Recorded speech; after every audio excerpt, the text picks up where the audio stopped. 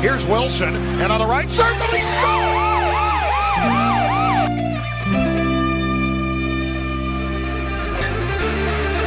Rebound loose, wild scramble in front, score!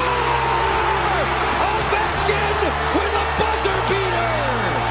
It'll count! And the hat trick tonight, number 21,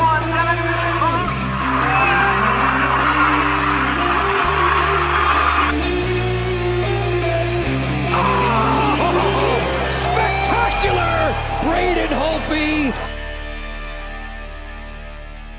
Hello and welcome once again to the Power Play Point podcast. This is your host, the Blue Liner on Point, coming at you live to tape from beautiful Glen Burnie, Maryland, this late October evening.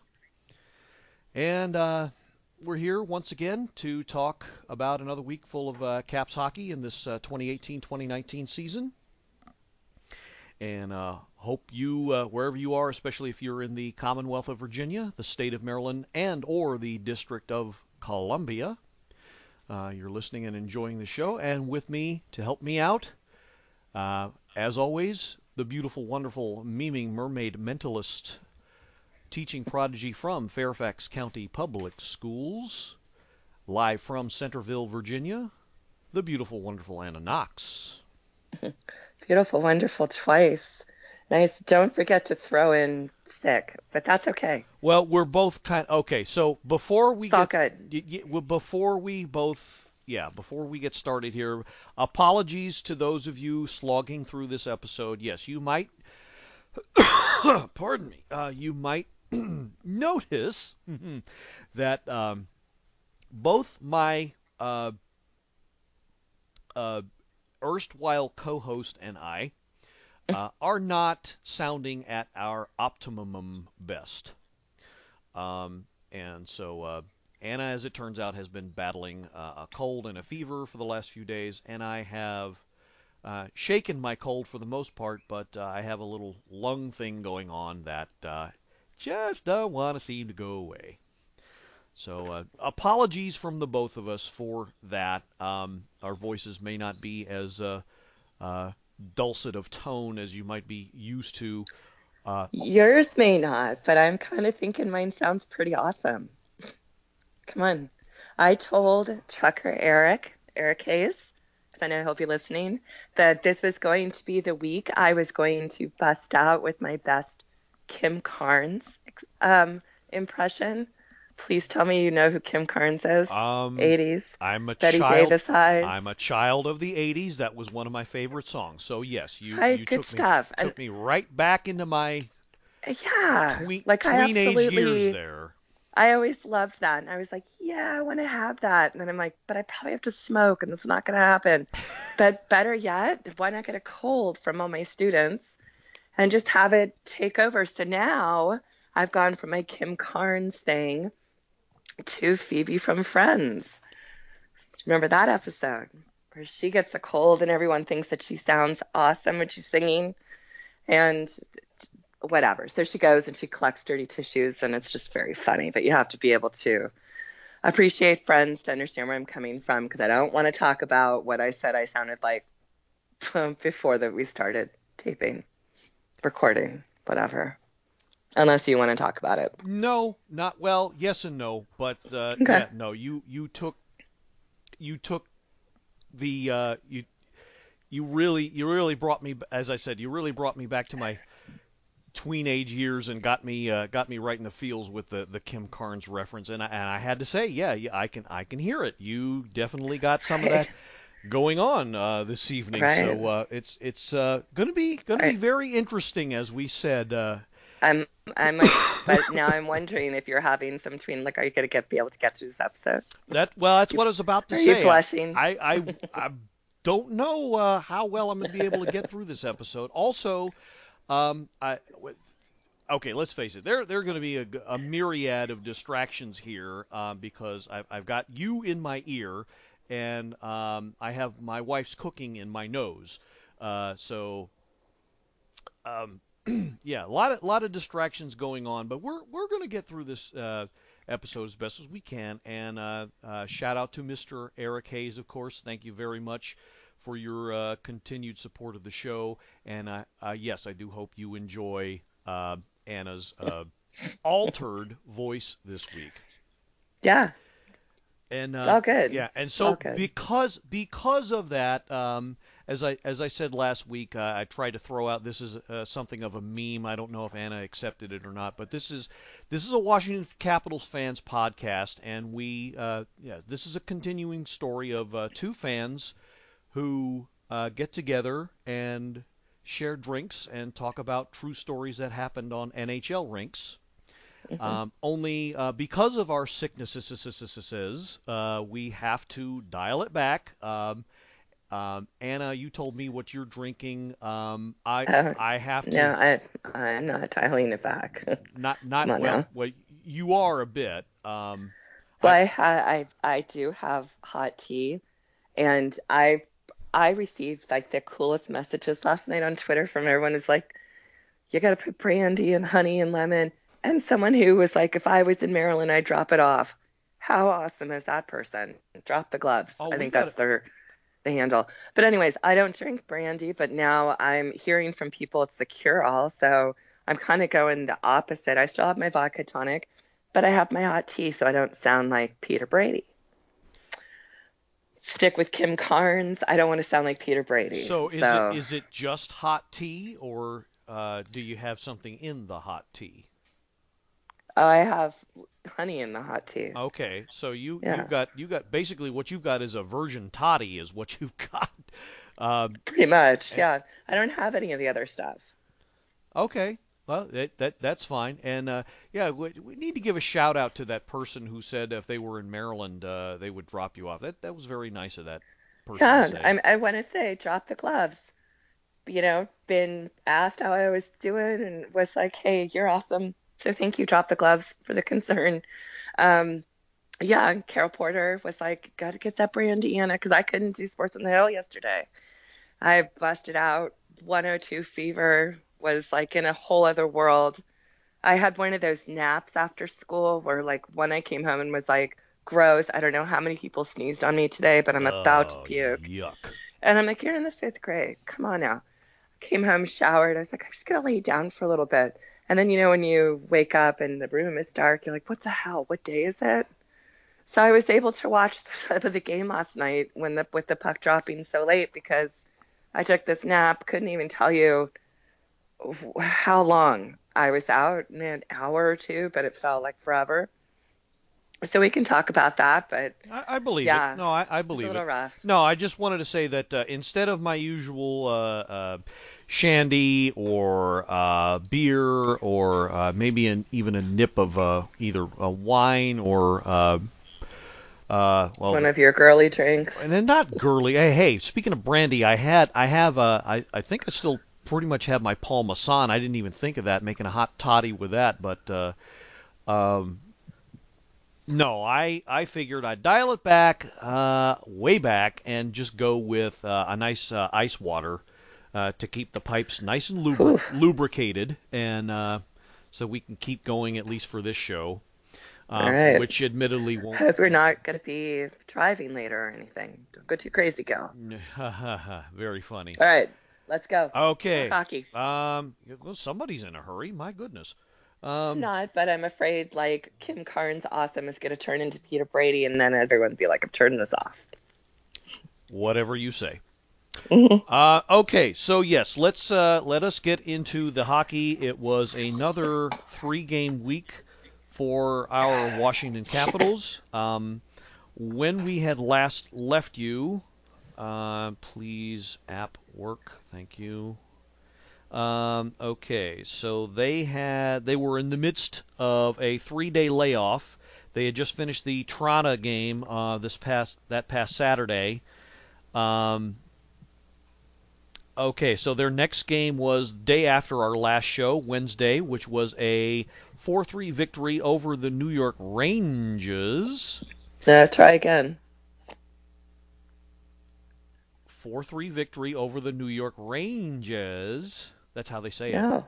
Yes. Well, They don't. Yes. Oh, because in the next two, no, This is I New thought we York. lost. No, we won that game.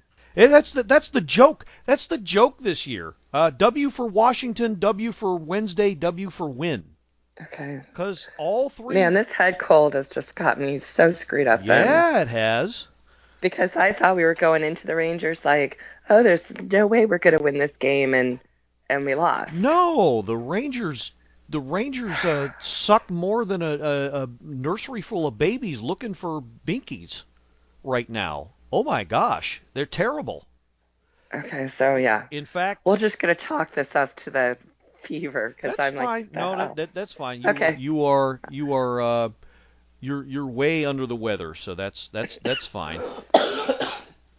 Yes, sorry, continue. Well, okay, so yeah, in fact, this game was a heck of a lot closer than it had to be or should have been, and in fact required overtime. Requiring overtime, yeah. I require overtime to get a proper salary, but I digress. So Mika I can't talk either. Mika Zibanejad opened the scoring, 6:09 in the first with a wrist shot, assisted by Chris Kreider and Nicholas Pionk, who was all over the frickin' ice. Good Lord, he was, my God. He looked good, I have to admit. He ended For the up getting opposing team, three yeah. assists that night. So, Yeah. good Lord. And then 8 minutes later, a slapper from the point from Mr. $8 million man John Carlson, assisted ably by Nicholas Backstrom, ties it at 1. Next period, 3.5 minutes in, on the power play from his usual spot, the captain puts him up 2-1, assisted by Carlson and Brent Connolly.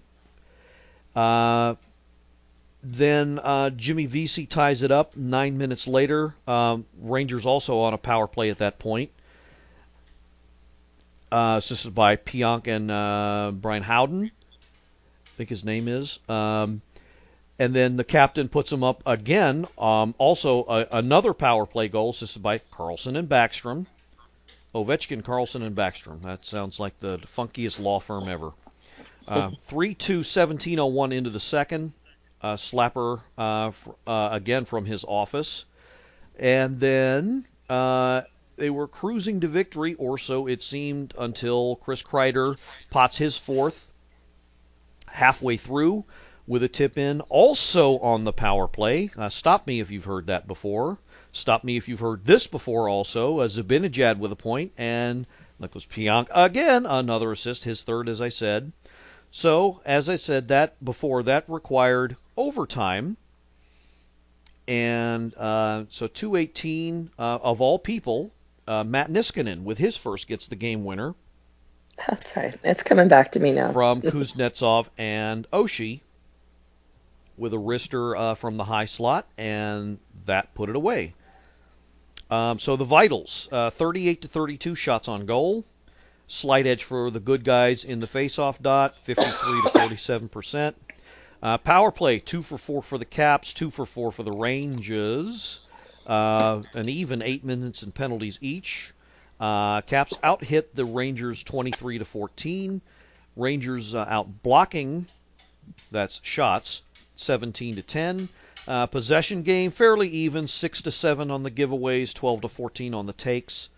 So, surprisingly competitive game from the Rangers, who, as I warned in the last show, they don't have the skill, but they got a lot of young legs, and they, as it turned out, they kept up.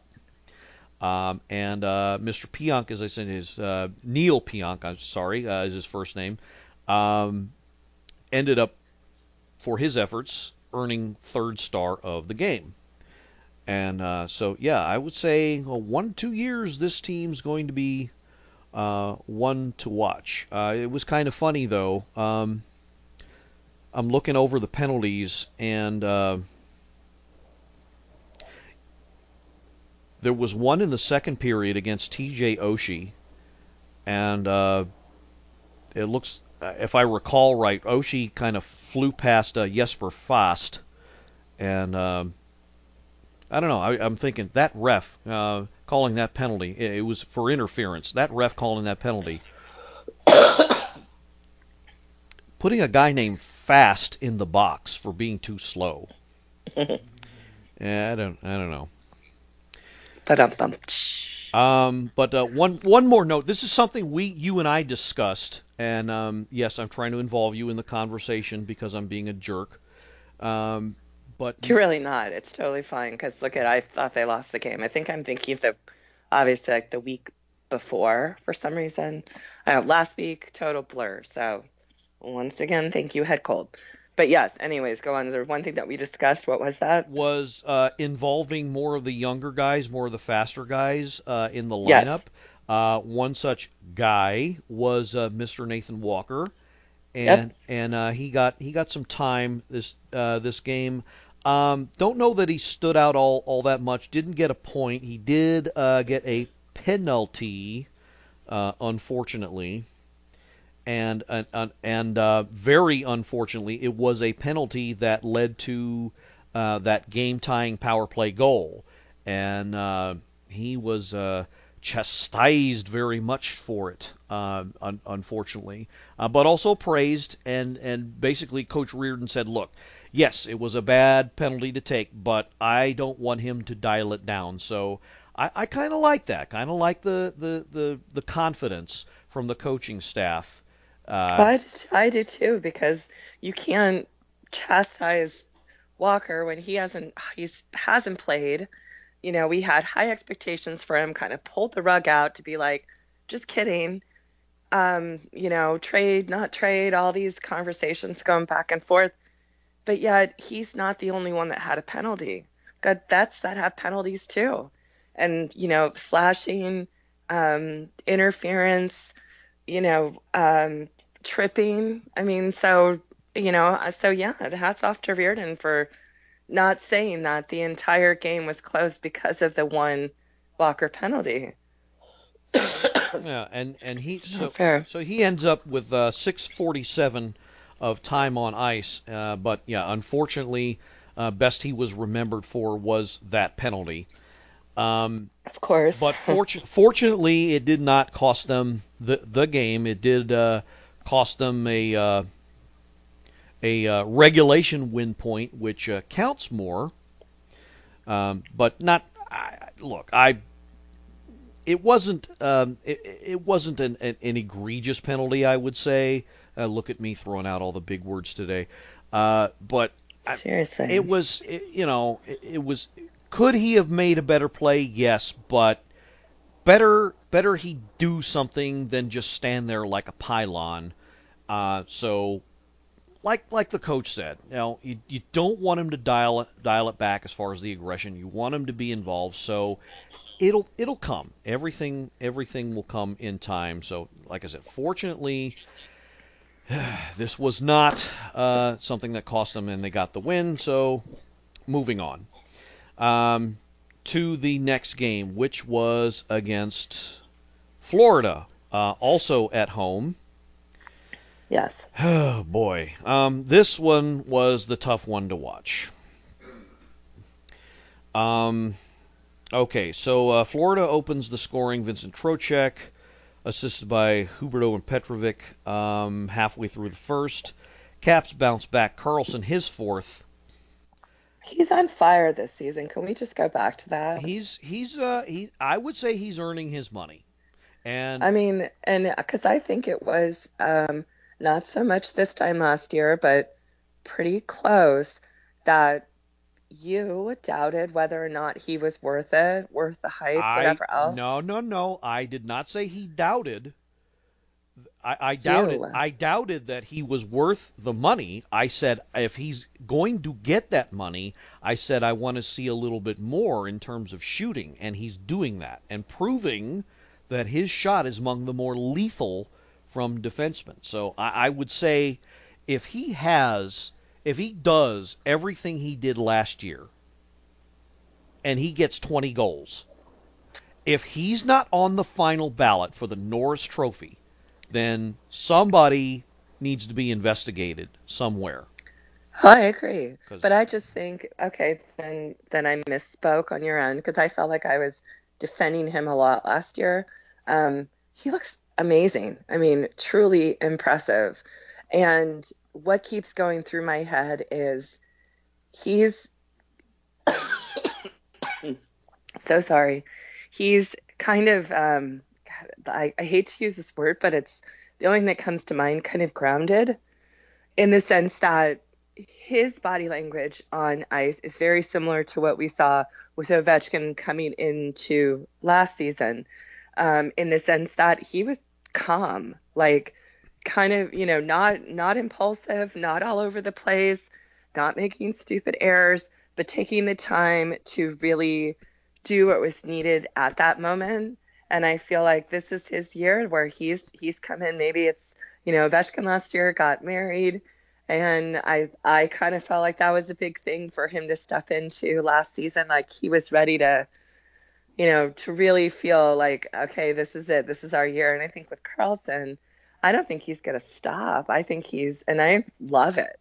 I absolutely love to see John Carlson play. And it just makes me think, like, once we can get Tommy back, how all of this is going to pan out. Because I know people are still, are asking, when he comes back. I mean, obviously they're not going to drop his 20-game suspension. I'm pretty sure that's been a given. But he's still, he's going to come out and be such a force with everybody that I'm excited to see what happens. But I'm super impressed with 74.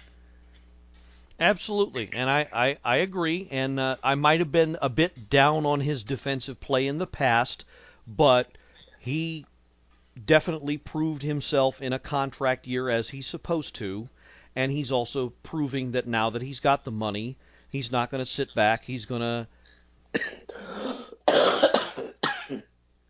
kick it up a notch even higher, even now that he has the money. So yes, I am very proud of that.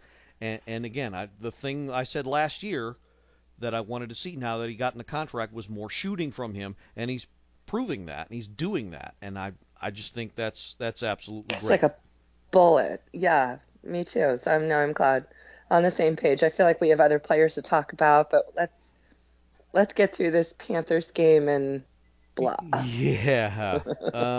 Yeah. Fun game to talk about.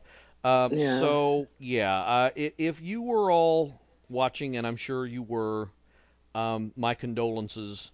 I know I was watching, and I was in need of some sort of medicinal support at the time because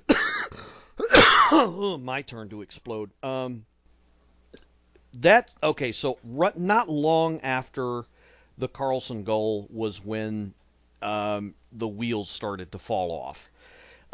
Okay, so literally 32 seconds later, um, Florida's on a power play, and Evgeny Mom and Dadanov gets his third of the year on the power play.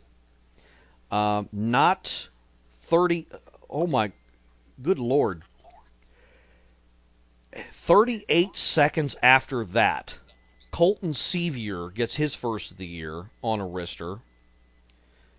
And then 2 minutes after that, approximately, another one from McCann, assisted by Malgin and Yandel. I hate that guy Malgin. I always think Evgeny Malkin has a brother. I know. It's the name. Whenever Joe B says his name, I want to jump out of my chair. Wait a minute. What do you mean Malkin has a brother? And then I have to look, and oh, it's Malgin. Right, but it sounds too close, so worthy of a throat punch either way. Yeah. Guilty by association on that one. 'Tis true. Okay, so, but I imagine they got a talking to from Coach Reardon and staff because in the second period, we saw a whole other team. So, to wit, 148 in, Brett Connolly, with his first of the year, from Christian Juice and who? Yes. Your little boy, you're not My your little boy, but my Jacob your Rana. young boy, your young man. Yes. First point of the year, Yes. and then He looked so good. I was so excited. that he did, and continuing to looking so good. He got his second. Oh, I said that was his first point of the year. I misspoke. He got his second goal of the year, so obviously that wasn't his first point. His first assist of the year on the Conley goal. His second goal. Yes. 6 minutes later, 6.5 minutes later, a wrister assisted by Eller and Conley. So that third line was humming. That whole Well, second period. that's just it. I feel like last week, and even a little bit the week before, I was, I'm not throwing number 10 under the bus, but I kind of felt like, yeah, what the hell, Conley? Like, I need to see more from you. I feel like he is probably one of the most intense players. When he's on the bench, and I mean, I know that there's all the memes where he's like ignoring the fist pump and whatever from the players. I totally get that. But like when he's being interviewed, he doesn't interview well. He always looks pissed. But I feel like he's so intense, and he's, one of those guys that like, it's like, hey, I got a game, in 5 hours, don't talk to me. I need to be in the right headspace and, that kind of thing. And I wasn't seeing it. And I was like, what the hell, number 10? Like, you're giving you this opportunity, step the fuck up. But I did see it this time, and I'm glad because there is all this potential with him. We saw it last year. But it's like, I, again, feel like we're coming back to that. I need to see the consistency. I still don't feel like we have solid lines. I feel like we're still kind of, fucking around here and there on who's going to work. And I know a lot of that has to do with Wilson being out. But there's got to be a little bit more. And so that's my one issue, the lack of consistency, and then the lack of playing 60 minutes. Well, there's a certain someone who seems to be personifying a lack of consistency, and we'll talk about 65. What what you and okay, yeah, we'll talk later.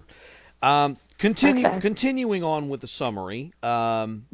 Speaking of secondary scoring, Devontae Smith-Pelly with his first of the year, Yes. assisted by Niskanen and Kuznetsov.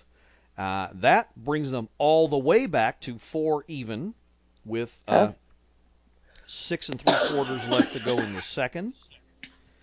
And then Jonathan Bordeaux puts them up just before, with about a minute to go in the second, 5-4 on the power play. And all seemed lost again until about a minute and a half. Caps get a power play, and Nicholas Backstrom puts in his second. Lars Eller and Evgeny Kuznetsov with his 8th assist of the Amazing. year, and that evens it up. So they go through the 3-on-3 scrimmage and for 5 minutes, and they do the Macarena and skate laps around each other. I don't know what they did, and it didn't end in anybody winning. So they go to the ever popular skills competition. And for those of you that have listened long enough, you know my opinion about this thing. Yeah, if I want to be entertained like this, I'll go to the damn circus. Oh, wait, I can't do that anymore. They killed the circus. Good. Rightfully so. So, yeah. But anyway, this is what they end up doing because the commissioner thinks it's exciting. Well, I don't. But it's the skills competition, and so they roll out their best. We roll out our best, and yeah. But it's not, I mean, it's not, I don't know. I mean, I'm sorry. I don't like it. I will never like it. It's not right, real hockey. what would you real, but it is though, because exactly, you bring out your top guys that have played 60 plus, minute, not the whole 60 minutes, obviously, but they're tired and they want to end it. They're on an adrenaline rush, and that's where you're going to see some sick shooting. And it's like, you've asked me this before. Do I care for it? It's not my favorite, but when it comes down to it, that's where you're kind of like, all right, I want to see the difference between, college hockey and an NHL. Like, I like it, but it's like you almost make it sound like it's the only sport that does it. God, they do it in soccer. You go extra innings in baseball. You go. Right, you go extra innings in baseball. They keep on playing. Yes, I understand it's not realistic for them to keep on playing and keep on playing and keep on playing. I get that. Right. But still, it's not, to me, it's not real hockey deciding the game. And you But it's not real hockey deciding the game. But you know what? The 60 minutes prior to that should have been. Yes, it should have been, and I'm sorry, I didn't quite make out any of your other points because I was subsequently distracted by Mr. Producer Jeffrey doing some parlor tricks and then dancing the Macarena in front of me in an effort to get my attention that we're starting to run out on time. Okay. But in any case, it went to the shootout, first of the year. I'm not even going to bother with this thing. Oshie scored, Kuznetsov scored, Captain missed, blah, blah, blah. Jonathan who? Bordeaux. Ends it with the goal, and they skate off with the loser point, and don't live unhappily ever after. Screw it. I'm sorry. I don't like ending the game that way. I would rather have an old-fashioned crappy Father's Day tie. All right, that's me. Oh. I'm sorry, you out there. If you think I'm old-fashioned, all the sweethearts, you can Stop. Sorry.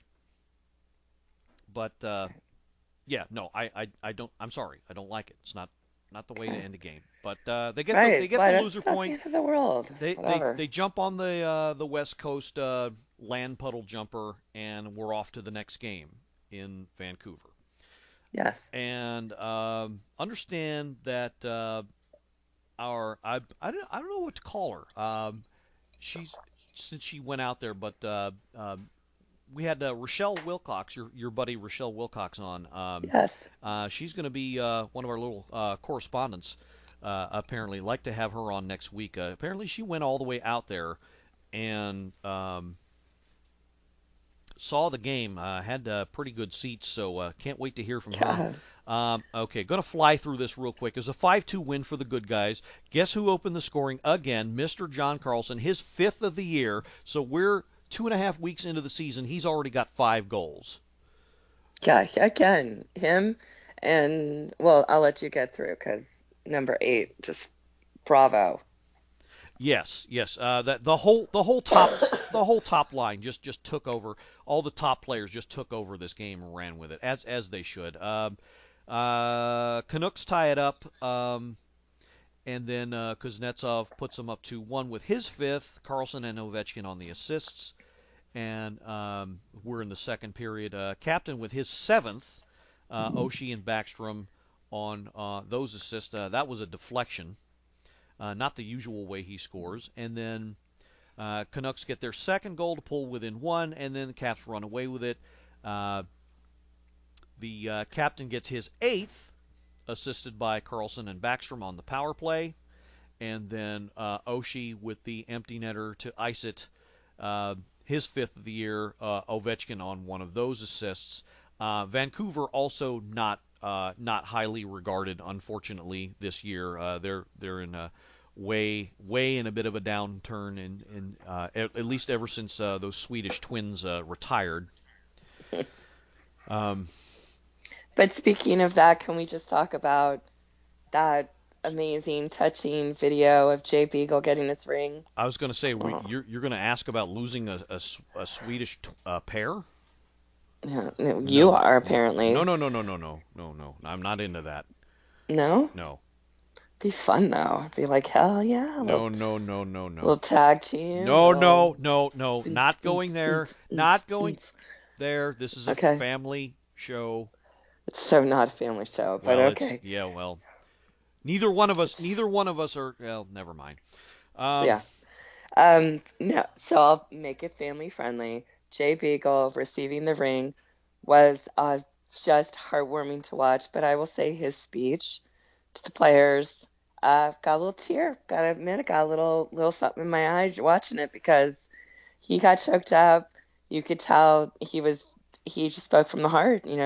Those guys are his family, and he misses everybody, and it just makes you want to bring 83 back. But I know, but I will say there wasn't a cast on his arm, which yeah, thank God, I because you yeah. said last week it was broken, and I Well, thought, oh crap, that was the official report, and that yeah, besides the heartfelt words, yeah, I amongst that I did notice also that yeah, there was nothing on his arm.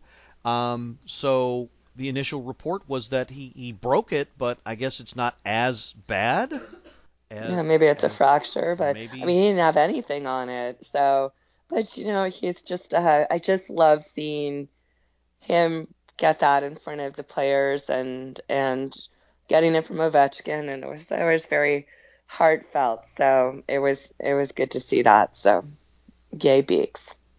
Yeah, that was good to see. And if there was anything in the way of Caps news, that was one of the two, I would say, small scale stories that occurred this past week. The other, of course, you kind of alluded to, was the Tom Wilson. I can't read my notes here. Banana peel. Appeal of his suspension. Um, Seriously though, yeah, that's been filed. The hearing taken place. Bettman looking down from his high chair. Um, yeah, it's been filed. We'll supposedly we'll know the results sometime later on this week. Um, Which is, I mean, I would love to know what the hell went on in the meeting for 7 hours. I mean, come on. I don't know. Like, what the? Yeah, so done with that. So I just chalked it up to it's not going to work in Tommy's favor, and he's going to keep training. And the guys are posting on Instagram today. They're throwing axes as like kind of a group activity together, and Tom's there with them. So that I love. I love that he is having a chance to travel with the team and not home. I know he's from Toronto, but so I don't know. I don't think I don't know if he's going to all the games, but I know that he happened to be with them today, which I think was sweet. So. Well, it's not like he's not allowed to practice No, or he does practice, but I don't think he travels with them all the time. That's what I'm saying. yeah, no, he's still allowed to be with the team and partake in certain functions. What kind of functions? Well, Okay. practices, morning skates, I was kidding. team meetings, et cetera, et cetera, et cetera, that kind of thing. Okay. But yeah, I'm not even going to go. Not to disrespect the Canucks, but obviously it was a bit of a runaway game, and as I said, the first line top players pretty much took over, and it's not going to bother going over the details, but it was a game that turned out the way it was supposed to. Top team versus a bottom tier team. Right. It turned out the way it did. So good for them. So they end up for the week, at least our week anyway, winning 2 games, one in overtime, and losing one outside of regulation. So no regulation losses. Pretty good week, all things considered. Yeah. But yeah, real quick, a couple things I wanted to cover, and we talked about it a second ago. I don't know if we have time for a full-fledged debate. You and I think we might be on the same page on this for once, but we mentioned him. Well, you mentioned him before. You who must have learned how to read husband's mind from Mrs. Blue Liner, before I could even say the damn name. Andre Burakovsky's play as late has been under a microscope, and no surprise, he has been very underwhelming so far this year. And the thought has come once again saying, well, why don't we bench him for 1 or 2 games? This seems to do him some good. So what do you think at this point? Honestly, I think what we saw yesterday, he had a powerhouse hit. That was the first time we've seen him do that. I was impressed. It was clean. It was good. It's what we needed to see. He, unfortunately, Burakovsky, Bowie, I'm just going to stop at those two, are the kind of players and the kind of athletes that when things are bad, they're bad and they hit rock bottom and it's hard to get out of it. But once they do something good, then you get a couple of good games out of it and then we go back down. They're like that truly inconsistent, frustrating players to watch. Is the skill there? Absolutely. Is the experience there? Maybe not for Bowie, but for 65? Yeah. Does he need to step the fuck up? Yeah. Don't know if benching him after yesterday's game, if he had not played well last night, I would have said absolutely keep him out of the next 2 Canada games and just be like, nope. I liked what I saw last night, and I think he does better if he can keep the momentum going. So I wouldn't bench him the next 2, but if he doesn't step up, yep, it's time for him to have a little humble pie on the bench. So to you, it's not so much that he's not productive. It's that, I don't know. Is it the effort that's not there? You said something about Connolly. There's Right. I feel like Conley was holding back. Like he wasn't, I don't know, like, should they put you on the top line? Like, you should be giving it 100%. I feel like Conley was kind of giving it about 70, 80%, not giving it his all.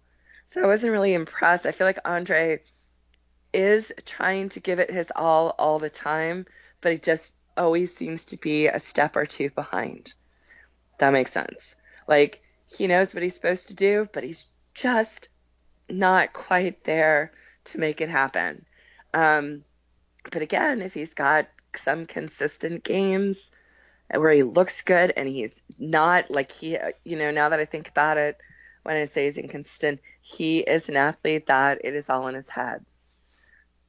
We saw Holtby fall apart this week. It happens.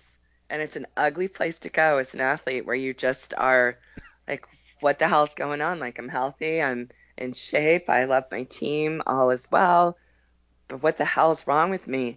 It's like a very dark moment to be in, and you have to find a way to get out of that mental space for him to be on his game. So I don't think it's a lack of effort at all. I think people want to throw him under the bus and think that, he needs to be traded. I just think that, and we just have to ride those kinks out for a little bit, and he'll prove to us why he is Washington Capital. Yeah, I for the most part I agree, but I would think he's been with the team a good 2-3 years now. I think we need to see, and this has been said about other players, most notably Tom Wilson, but I think what we need to see out of him is some maturity, some hey, you know what? I didn't get what I wanted to get on that shift. I will get him on the next shift. I will make a better play on the next shift, instead of, like you said, being all in his own head and wondering what could have been. I think that's that's the difference though. Tom Wilson he's one that is like an impulse player. Like look at what he does, and it's he knows the fighting and the hits are wrong. He knows it's going to get him in trouble, but yet he gets so fired up in the moment, and then he gets this flash, and it's like, ah, shit. We saw a better Tom Wilson last year, where yes, there was that maturity. Yes, he has the potential. Is he ready to be a leader? I said from the beginning, no way. no way, he still has some things to work on. He is his own worst enemy with the impulse. Andre Burakovsky has that, like he's trying too hard. And it's like, you just got to sit back, buddy, and be like, you're obviously on this team for a reason. Relax, go out there and enjoy the game. Like the Carlsons, the Backstroms, the Wilson, go out there and enjoy, because right now I feel like he's just trying too hard to be like everybody else, and it's all just in his head. So, no, it does, and I look. You're the one with coaching experience, so I'm going to trust your judgment. But like I said, I think the time has come for 65 to display a little bit more maturity than he has. I think he needs to just bear down and just play his game. He doesn't have to be the one to get the goal all the time. That should not be his focus. I think just go out, keep his game simple, go to the net, take the shot when he can. Don't try to make the fancy play, make the simple play, and just be him. But I think we're starting to approach that point where if we go down this road again, time may start to run out for him. Okay, so Mr. Producer Jeffrey is signaling me we're starting to run out of time here. So okay, so we meant to get through. I think we got a little bit of time. Let's go and get through the farm report here, and that would be the Hershey Bears. This is before we get into this. A word, some crediting here.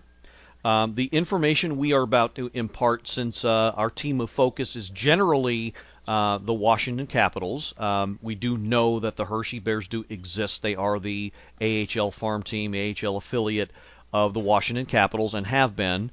But some have said they don't get their due, and so we on our humble little podcast will try to rectify that as much as we can. Did you just say rectify? That's what I said. That's what I said. You both had to confirm it. Again, I'm not even drinking. Nobody else is drinking, but this is what I do to the women in my life. Hallelujah. Yeah, you rectify them. Yeah. Cheers, Jenny. Yeah. Jeffrey had to jump in there too. Okay. Anyway, this information that we are about to impart is courtesy of one of our listeners, Don Maclaren. Shout out to him now. Hope you're listening. Hope you're well wherever you are. He gave us some notes on some recent games. Now, the Bears stand, unfortunately, in 8th and last place in the 8-team Atlantic Division within the American Hockey League.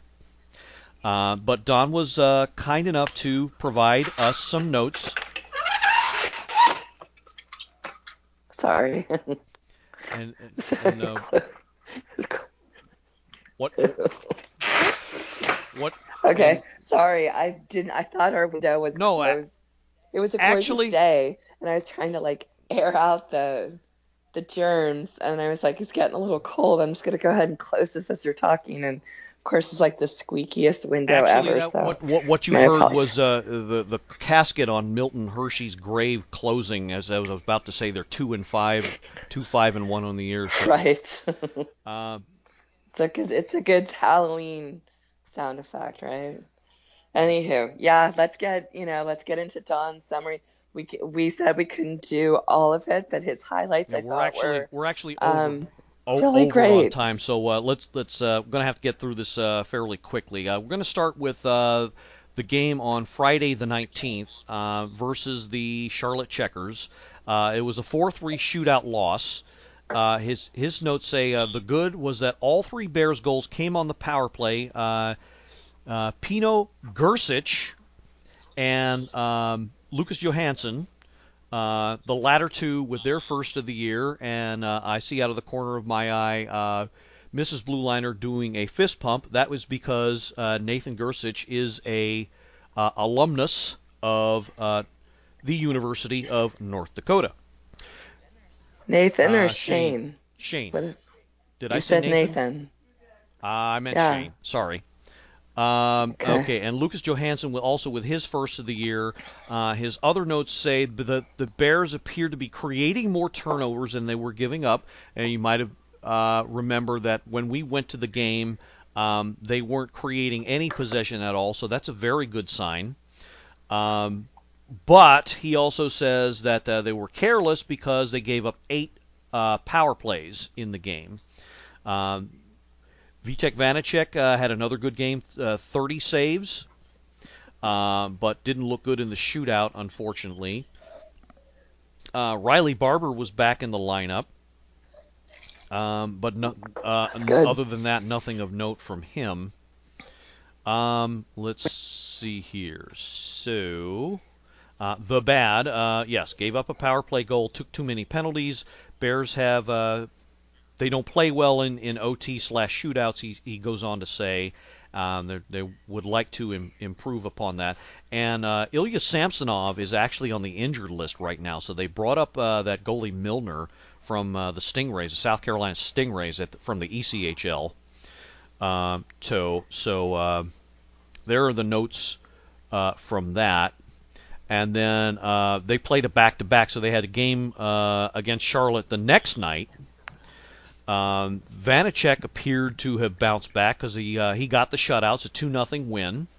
O'Brien and Whitney on the goals. And he says really tight reffing, tons of penalties. Tough to get into a flow because of that, but if you think about it, if they can overcome that, then that's good. That's good that they can Right. overcome that. And good to see Liam O'Brien to get on the score sheet, especially kind of pulling on him. That was his team leading fourth of the year. So he's a standout, as he always is. And that's is also notable because Charlotte was the last undefeated team before that game. So they actually gave them their first loss. So Don, apologies, we're cutting it really bad on time. I thought we'd have more material to squeeze in, more time for everything else. But I hope that's the first of several reports we get from you. So going to try to make this something of a regular thing here at the Power Play Point podcast. Is, like I said, a lot of the Caps that you know and love today, they started out as Hershey Bears, and so they are the future if you think about it. Okay, so I think that we'll wrap it up. I can't think of anything else we need to get through. Did you have any final thoughts? No, I'm okay, good. So you doing okay over there? Did you survive? I survived. Okay. I survived. Hey. Will you I'm all good. You survive the night? Yeah. Let's hope. No, it'll be fine. That's all that matters. I'm trying to get you to say I will survive, but then I just said I'm gonna survive. Hey. And you didn't get it. See, this is how far off sync we are. Yeah. Yeah. But you got the Kim Carnes thing, so I will give that to you. There's not a lot of people that know that reference, which is why when Chuck Eric, like, I knew he would get it, and I was like, I'm channeling my inner Kim Carnes, who I loved growing up, even though I think that was just like a one-hit wonder. Don't care. I just thought she was such a badass, and I loved her vocals. So Kim Carnes, that's it. But anyways, no, I've got nothing to say except I'm not going to sound like this next week. And hope you guys enjoy your dinner. Hopefully so. Okay, so yeah, and she's pure as New York snow. Just want to throw that out there as well. So, on behalf of the ailing Anna Knox, this is the Blue Liner on Point signing off for another edition of the Power Play Point podcast, and reminding you that if you go to a disco and they have seafood at the buffet, don't go crazy dancing because you might just end up pulling a muscle. How screwed up is this episode? I got a laugh out of her for once. Dad, I was just going to say you chalk that up to the sickness because it was a giggle. It wasn't a laugh. I'll take it. And after a year of dealing with those, I'll give you your like 1 in 98. It's It's getting like me a to laugh loser about point. that. I'll take it. It is. Oh, It's okay. It's a courtesy point. All right, cool. Signing off. I will talk to say you goodnight, soon. Gracie. Okay, Hallelujah, Gracie. and let's go, Caps. Go Caps. This has been another episode of the Power Play Point podcast. All episodes are available from Apple Podcasts, the Podbean app, blueliner77.podbean.com, and now available from Stitcher. Music by Joe McAllister, voiceover by Jeffrey Conkle.